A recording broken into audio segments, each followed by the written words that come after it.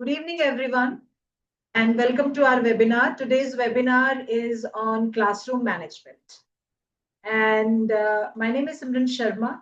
Together, we are going to explore this topic not just as set of rules, but as an art of creating a safe, engaging, and productive learning environment for our students. And along with that, we are going to discuss the effective classroom management strategies as well.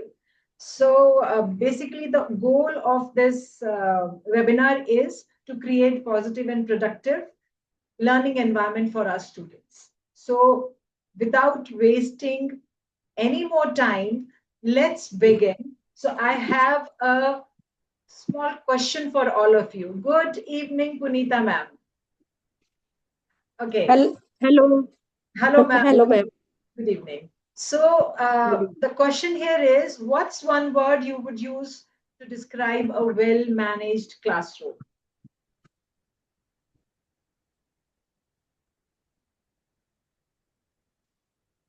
Ma'am, active listening and interacting. Exactly. So we can say, as you said, active listening, we can say organized, we can say disciplined, we can also say calm, productive. All these words we can use to describe our classroom. Okay. Thank you, ma'am. So let's understand what is classroom management. What is management? Classroom management. See, basically, classroom management is the backbone of effective teaching. Okay, so it is not just set of rules that strict rules that we are talking about. Here we are talking about creating a safe learning environment where students they feel respected and completely motivated. So we can easily say the classroom management is a process of organizing and managing the classroom environment to maximize learning. And how do the teachers do? They apply different strategies to keep them focused, to keep them disciplined, to keep them motivated for maximum productivity. Okay, so let's move on. Let's see, why is classroom management important? Why is it important? Why we always talk about, the this class or that class, that classes, this class is very good. That because we very clearly make out that one particular class is managed well, has better management as compared to the other class. So imagine that you go to two different classes, say class A and class B. So when you go to class A is well disciplined. You don't have to give them instructions. They know what to do when you enter the classroom. Okay, so immediately your next step is that you deep dive into your subject, into the topic. So there's no wastage of time. Okay, lot maximum learning takes place. Whereas if you go to say class B, where you have to announce that I am present in the classroom, all of you please settle down, all of you please take out your textbook. So initially the teacher has to spend some time, 5 to 10 minutes, to manage that classroom. So why it is important? To build positive learning culture. Okay, if the culture of the or the environment of the classroom is positive, learning is going to be very effective. Another reason, to minimize disruptions, because we all know when we teach in a flow. They understand. It's like you are creating a kind of story. Whether you are talking about science, you are talking about English, social science, you don't want any interruptions. One small interruption can break the focus of the class. So to minimize disruptions. Another important requirement, why it is important, is to increase engagement. So when the disruptions are minimum, engagement will be maximum. Students will be more engaged, interactive in the classroom. They'll ask questions. You will solve their queries. So their understanding of different concepts will be quite good. Another is, ultimately, what is our goal? To have good academic score. Okay, so when the environment of the classroom is positive, with minimum disruptions, good interaction with students, automatically it will end in positive and good academic outcome. Okay, so what are the key components of classroom management? When we say key components, means what are the requisites? What is it required to have a good classroom management? Let's see. First is establishing clear expectations and rules. What do you mean by this? See, as a class teacher, we all are class teachers. At if not at one point, we were given this responsibility. So what do you do as a class teacher? You introduce yourself and then you explain them the school rules, the class rules, classroom rules. Okay, for example, if you want to ask any question, raise your hand. Okay, if somebody is speaking or answering, you will not speak over that student, you will wait for your turn. Okay, you will look at the teacher for the instructions that okay, now you can answer the question or you can speak now. So these instructions, if they are clear to the students and they know what to expect and what are the rules, then there won't be any difficulty in having a good classroom management. Another requisite is building positive relationship with students. How do we do that? See, when you go to a class, whether as a subject teacher or as a class teacher, I am speaking here from the class teacher point of view because we'll discuss other points little later. So when you go to the classroom, what do? You introduce yourself. I am Simran Sharma. I am your class teacher, and I'll be taking, say, biology for this session. And along with that, you will ask their names also. Let them introduce themselves. Along with that, you'll ask them their hobbies.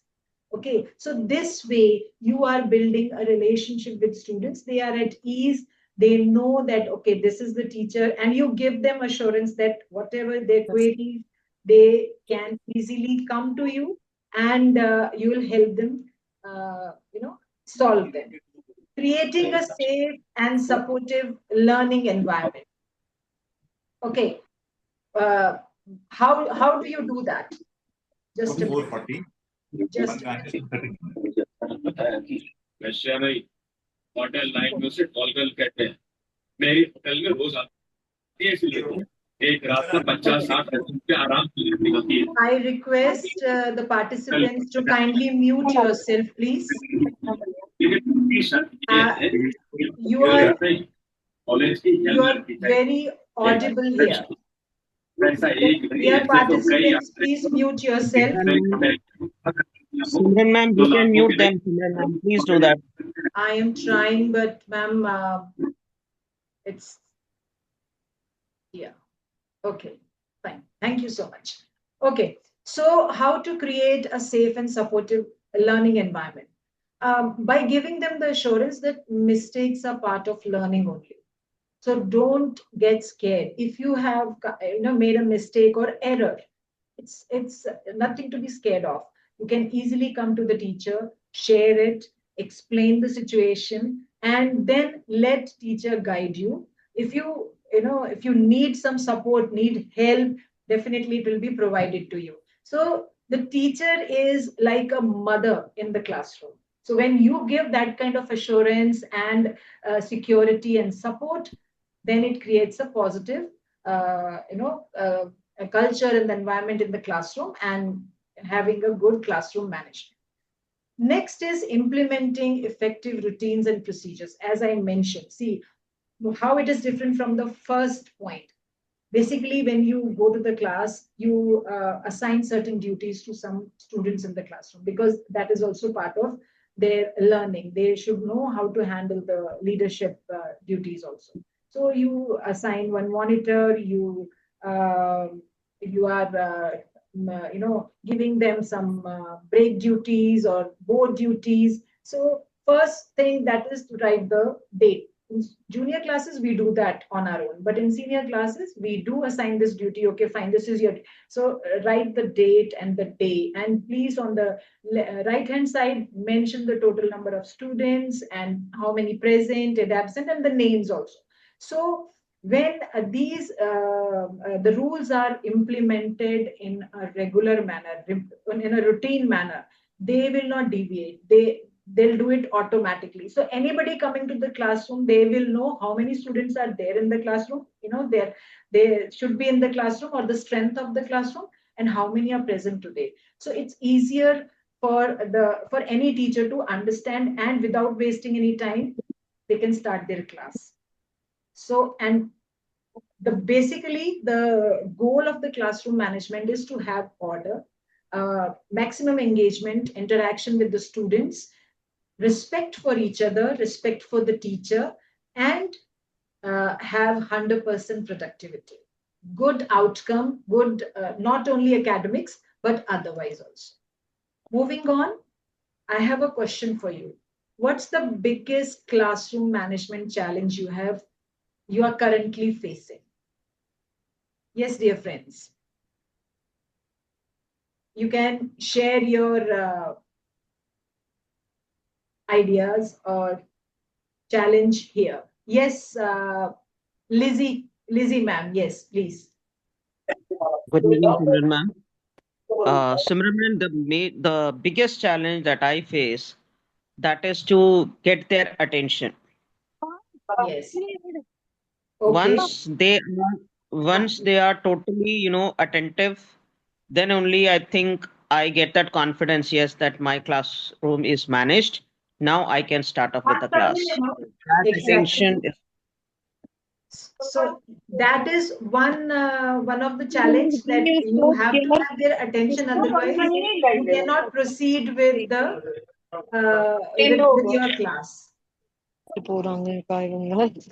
And one more request, all of you kindly give your feedback in the chat only. And yes, Lizzie ma'am, you, and there are there are other hands also. Yes, ma'am. I'll come to you. Come back to you. Okay. So if you ask me what is my biggest, yes, Sonam ma'am, please go ahead. Yes, ma'am. Ma'am, this is regarding how can I cater to their diverse learning needs. Like one of the Very good question, Sonam ma'am. I'll be dealing with this part in the next one or two slides. Okay, so if you ask me what is my biggest challenge, mine is with to cater to fast learner as well as to slow learners. So fast learners, they complete the task very quickly, whereas the slow learners, they take their own time. So this is the challenge generally I face. So my solution is I engage the fast learners with some more short, very short questions, and I go to the slow learners and check their progress, and if they need some support, I provide that support so that they all come on a same page. Okay, let's move on. What are the common challenges that we face, ma'am? This is what you were asking. So let's see. Disruptive behavior. Suppose you are kindly please mute yourself, my dear friends. Yes. So suppose you're taking a class, and you find two students in the back seat. They are chatting and they are very enthusiastically engrossed in their discussion. So what do? Okay, so instead of scolding them, instead of telling them, "Oh, what are you doing?" and because they're happily chatting, means that means there's something very exciting that they want to discuss. So instead of scolding them, just give them 10 to 15 seconds and ask them, okay, just share what is it that you're discussing with each other. Is it the cricket match that happened yesterday, or is it the FIFA, one of the soccer games that you are going to discuss? You are going to watch later part of the day. So they feel very happy that okay, teacher is also aware of these tournaments happening around, during this month. So once their curiosity is catered to and they are made to speak up, they will calm down and then they'll listen to you. Another is lack of student motivation. This is at one point of time we all must have faced that some students they are highly motivated, but some students they don't, because maybe the subject doesn't appeal to them. Maybe that particular day they are not very happy or enthusiastic, or maybe the way we teach is not up to their liking or understanding. So how do you motivate such students? So what I do is I involve them in the process. I start asking those small but simple questions. So when they start answering, they become motivated. They are motivated. Okay, yes, I can also answer. Then one more question. Then let others answer. Then come back again. So once the child is made the part of the classroom or process, they feel they engage. They are engaged, and then they lose their inhibition and they become part of the discussion, and learning is better. Another is time management. I am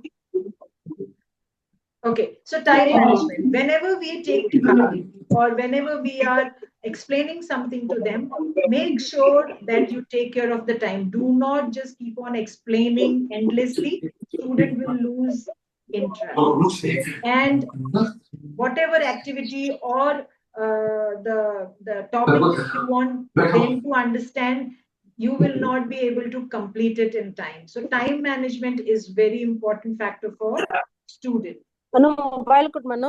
Yes, ma'am. So here is your question about diverse learning needs.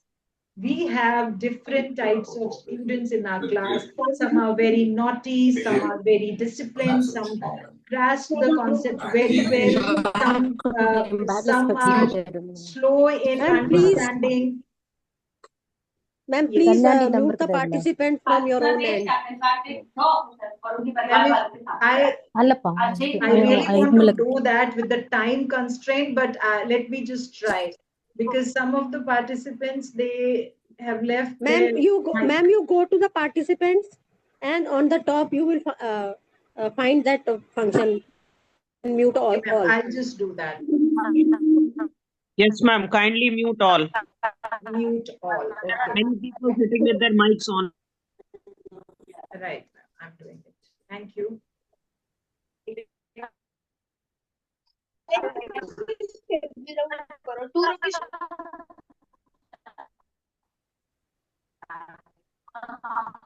Okay. Now all are muted. Okay. I hope I am audible. Okay. So let's talk about diverse learning. As I said that we have different types of students in our class. Some fast learners, some slow learners, some with even special needs also, and some are naughty. So how do you take care of them? See, in that case, we one of the solution is have a buddy system.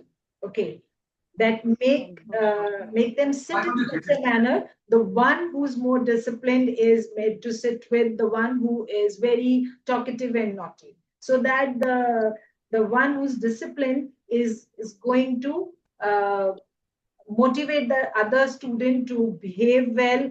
And you can have a reward system also. Okay, fine, now that you are helping your friend, and you will get one star or mention, especially when you mention their names, that they are helping you in the classroom. That's a very good motivation factor that really motivates them enormously to all the students. Others also get motivated that okay, ma'am is mentioning his or her name in the class, why not my name?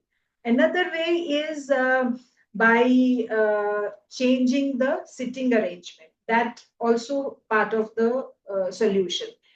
Another method is having activities in such a manner where the diverse students are made to or put in one group rather than all active students in one group, all non-active students in one group, and so on and so forth.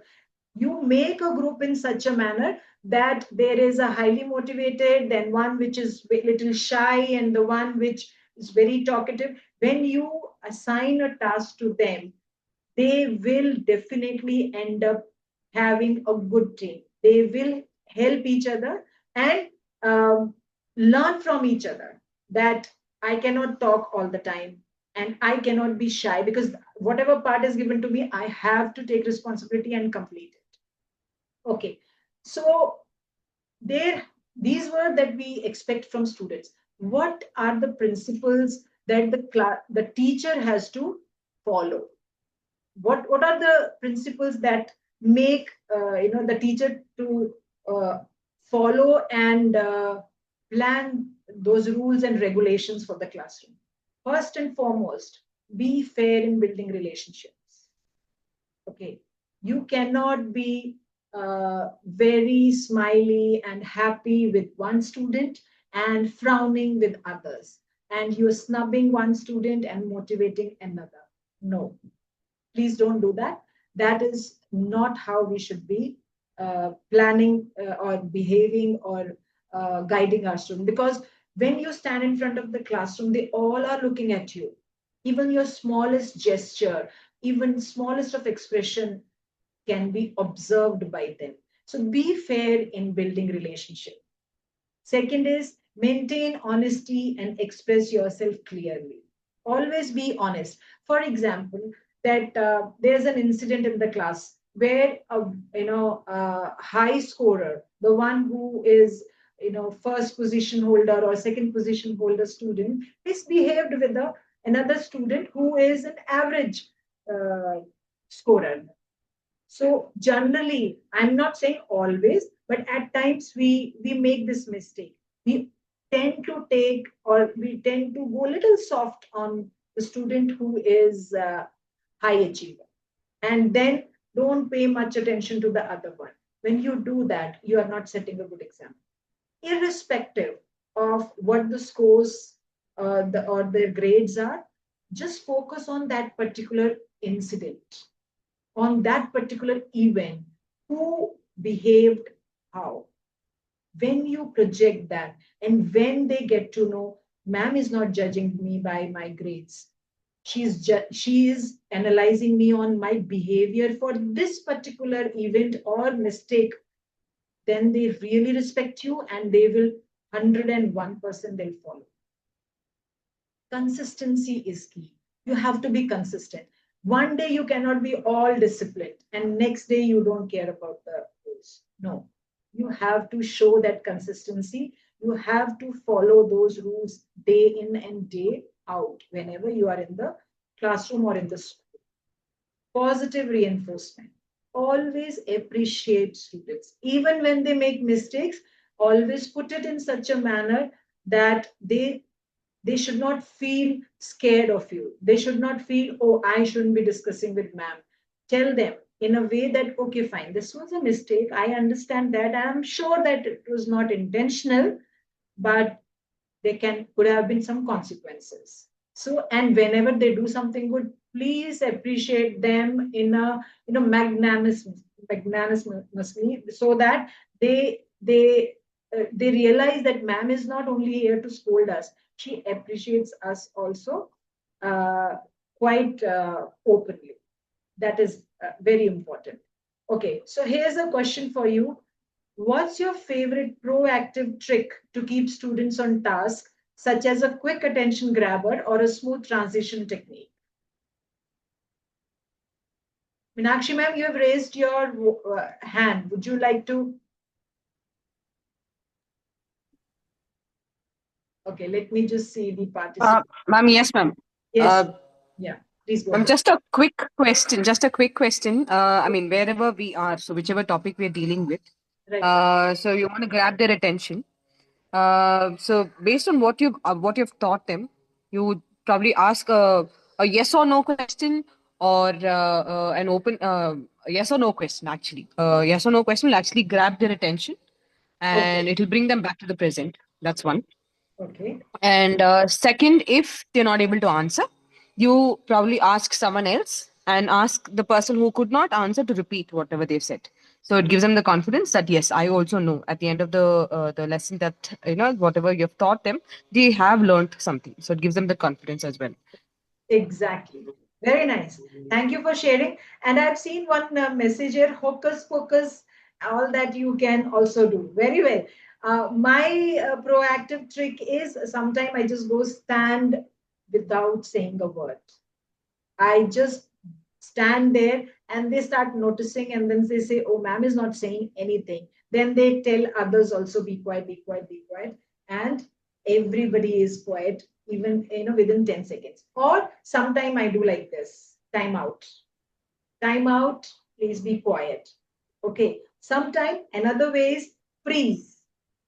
So whatever they are doing, they'll freeze because they love to play games. So when you say freeze, whichever posture they are, even it's funny, they're smiling, trying to curb their laughter, but they freeze. This is how they get my attention very fast. So I use these 2, 3 tricks to grab their attention. So once they are attentive, I said, okay, settle down and let's proceed further. Okay. Now, this is what we talked about, the rules and regulations. Okay. What about the physical environment of the classroom? How should be the classroom environment is one of the most important factor or requisite for a classroom management. One is organized sitting arrangements. So whenever we walk in the classroom, when we see their desk haphazardly placed and bags are thrown here, bags are open, papers are lying, first most important thing for the teacher when she walks in, make them arrange their chair and table, ask them to clear the area where they're sitting. And she herself also make them sit in a U shape sitting arrangement or a V shape like this, so that there is no backbencher. All are sitting in front and all will get 100% attention. I can see everybody's face, but this has its limitation. If we have a big class, strength is more, it is difficult. But whenever possible, please try this. Another is positive visual cues. What are the positive visual cues? What we have so many boards in our classrooms. So we put all the rules and regulations. But how often are we reading them or making them aware of those rules? They are just lying there. Okay, whether it is your school motto, whether it is your rules, do's and don'ts, etc. So please make them visit those boards, read them with you, with them, and read them aloud. For example, like I have written here, mistakes help us learn. Okay, so when these type of positive visual cues are present and they read these or visit these cues again and again, without knowing, in a very subtle manner, they get incorporated in their personality. Slowly, maybe not in that class, but next class, slowly and steady, they will realize the importance of classroom management. Another is accessible resources. See, if where you are sitting and your books and everything are kept little bit away from you, so when you are taking a topic and they have to get up and go get those things, that this activity is going to disrupt them, the focus, disrupt their momentum. So make sure that they follow the timetable. They know next period is, say, after English is maths. So allow them to keep the notebooks or next subject resources under the table. So that way also we can organize the classroom for good classroom management. Okay, routines and procedures are important. Why are they important? What are the routines? Start of class routine. When you enter, what is expected? When teacher enters, what is that the student should do? Okay, today is the submission day. So roll number wise, they will keep the notebooks on the table. And how do they know that? Because it's the routine the subject teacher is making them follow all the time. So routines are important. Transition cues.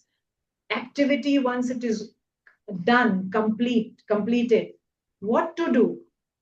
What is, they are going to roam in the class? No, they have to clear the area, set everything back in position, go back to their table.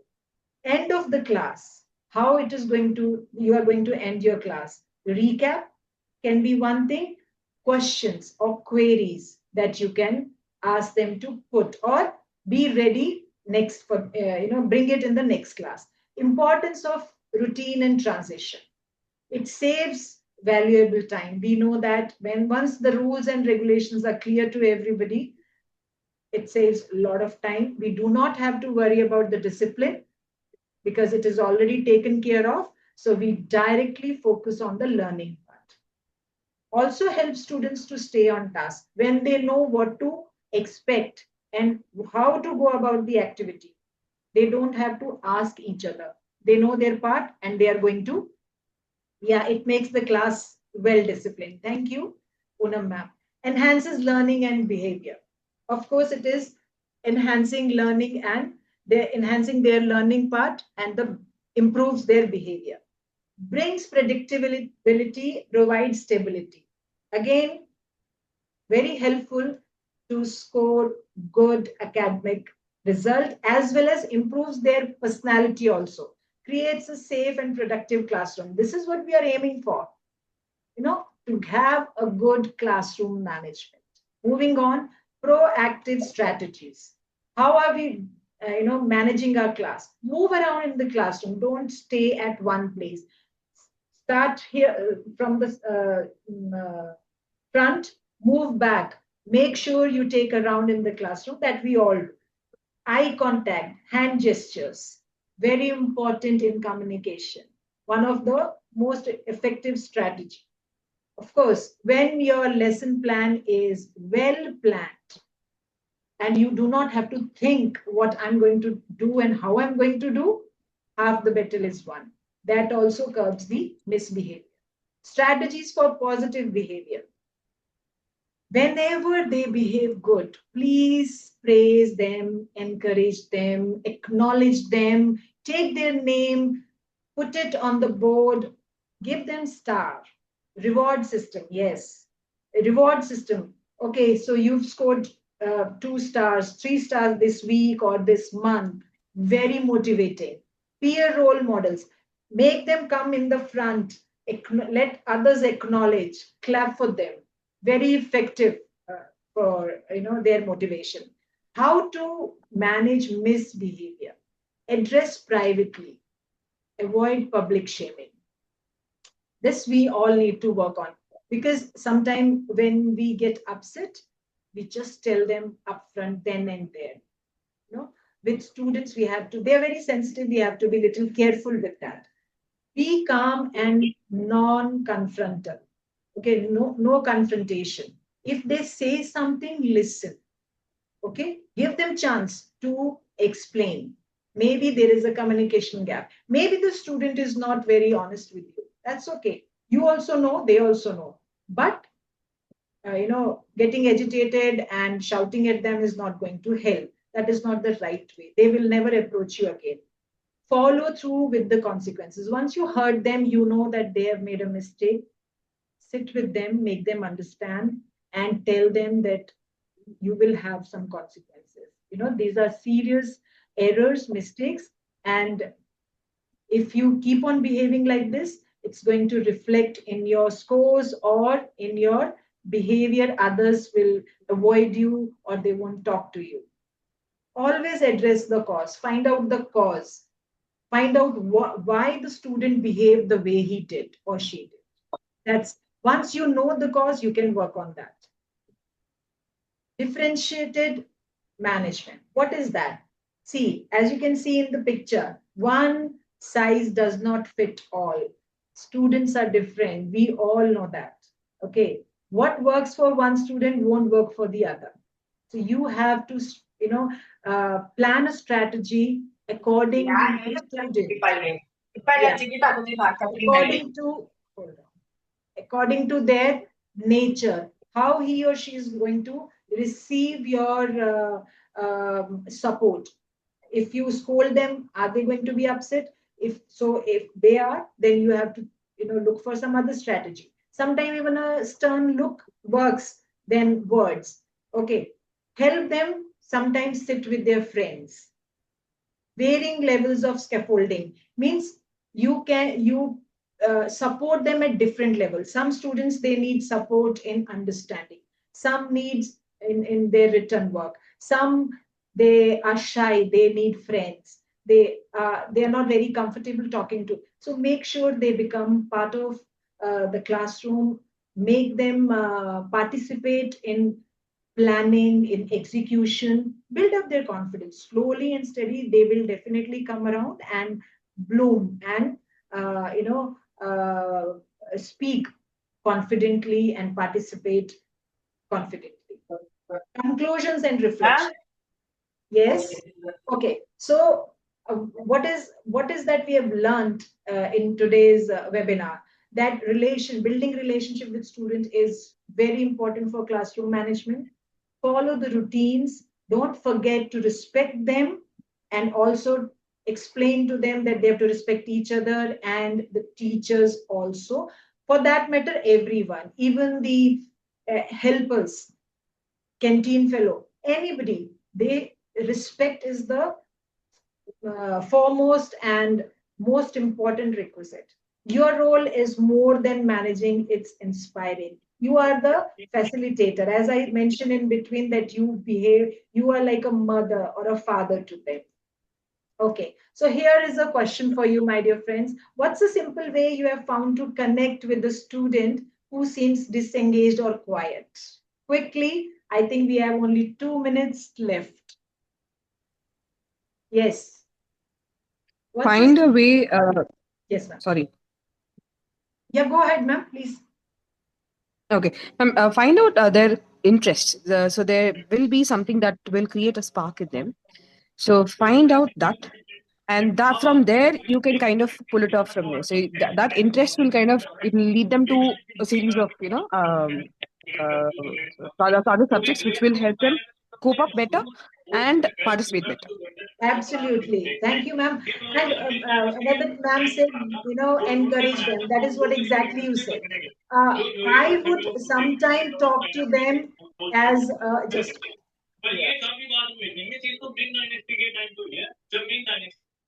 So I sometime talk to them not as a teacher. I sometimes talk to them as a person.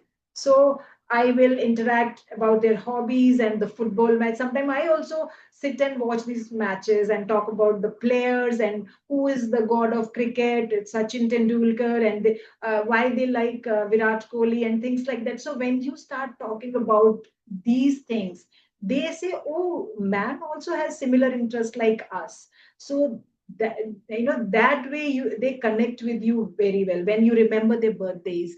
Okay, when they went for some tournament and then they come back and you ask them, oh, you went for that tournament, what happened, how did it go? Okay, so when you talk something other than your subject, they feel very happy. They understand, okay, ma'am is not only after our scores and want to talk only about studies. She is happy sharing her experiences and listening to our experiences also. Okay, so I'm leaving you with the quote: students don't care how much you know until they know how much you care. I request all of you to please leave your feedback in the chat. Okay, thank you so much for being here, being part of